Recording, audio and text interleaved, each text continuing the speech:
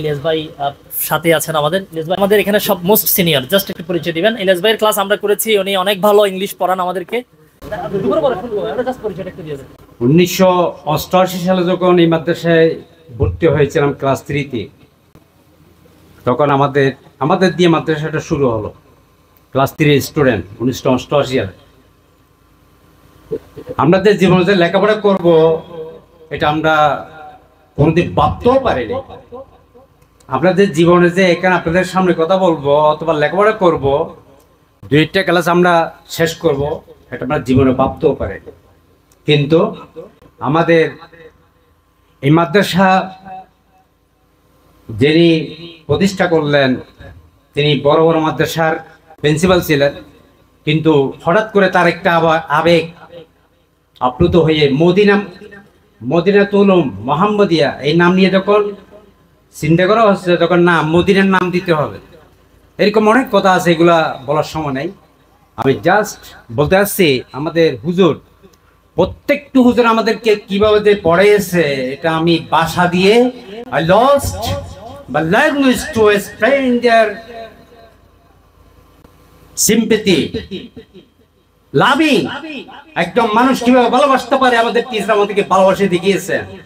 তাদের থেকে আমরা একটা অনুভূতি শিখছিলাম যে জীবনের লেখাপড়া করতেই হবে, কষ্ট করে করতে হবে। এই জিনিসগুলো হুজুররা আমাদেরকে শিখিয়েছেন, এগুলো আমি ব্যাখ্যা করতে পারবো না। ব্যাখ্যা করতে গেলে অনেক সময়ের দরকার।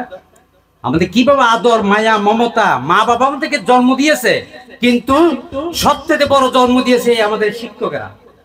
এদের কারণে আমরা এখানে আসতে পারছি।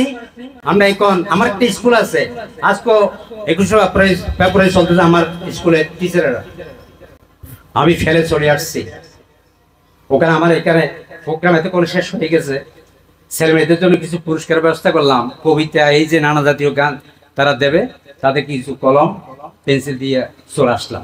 তো যাক, আমি সবশেষ যেটা বলতে চাচ্ছি যে এই মাদ্রাসা এখান থেকে কোরআন এবং হাদিস, ইসলামী সাহিত্য, বিজ্ঞান, ইংলিশ, 3টা জিনিসের উপর আমি আপনাদেরকে ভাগ করতে চাই।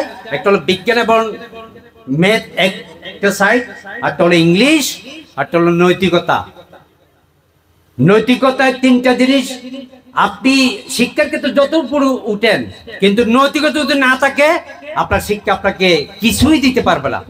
আপনি মাকে পর্যন্ত আপনি চিনতে পারেন, আপনার বাবাকে চিনতে পারবেন না। সেজন্য আমি আপনাদেরকে লাস্ট আমার যেটা করতে হয় সেটা হলো আমাদের সব কিছুর পিছনে কোরআন হাদিস, ইসলামের সাহিত্য, মহৎ ব্যক্তিদের জীবনী, নবী রাসূলদের জীবনী, সাহাবীদের জীবনী। সাহাবীদেরকে দেখলে কাফের মুশরিকরা মুসলমান হয়ে যেতেন। তাহলে এইগুলো ইতিহাসগুলো পড়ার জন্য আপনাদেরকে বলবো, ইকরা বিসমি রাব্বিকাল্লাযী খালাক, আমাদেরকে পড়তে হবে। আমরা এখন পড়ি, আমাদের পড়া শেষ নাই। হুজুর আমাদেরকে একটা কাজ দিয়ে শিখে দিয়েছিলেন যে তোমাদেরকে পড়তে হবে। আমার মনে আমাদের এমন একটা অনুভূতি জাগছে, আমাদের মৃত্যু পর্যন্ত আমাদের পড়া একটা আগ্রহ দিয়ে গেছে।